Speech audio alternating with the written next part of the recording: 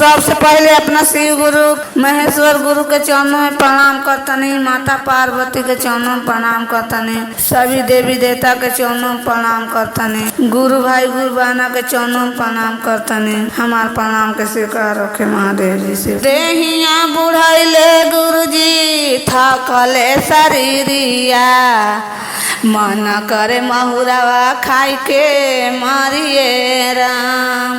देहिया बुढ़ैले गुरुजी थकले शरीरिया, मन करे जहरवा खाई के मरिए राम। मन करे जहरवा खा के मरतिए राम। बड़ा रे कठिनवा से बेटावा के पोसनीता, ओहो बेटा माई नहीं कहे राम। बड़ा रे कठिनवा से बेटावा के पोसनीता, ओहो बेटा माई नहीं कहे राम। ओहो बेटा माई नहीं कहलने राम। बेटावा के कई देनी सदिया बियाहवा त घर में पतोहिया आई गइलिए राम। बेटावा के कई देनी सदिया बियाहवा त घर में पतोहिया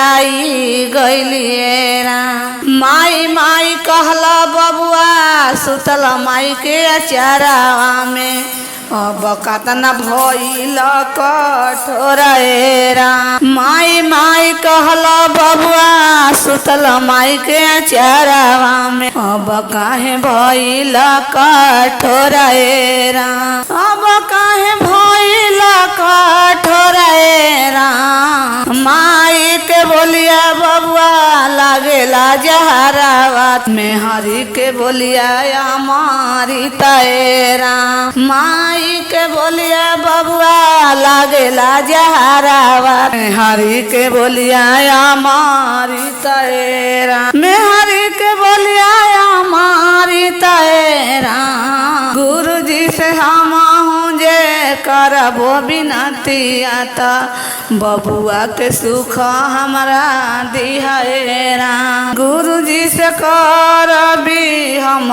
हाथ जोड़ियाता, दुनिया के सुख बेटा के दिहाए राम।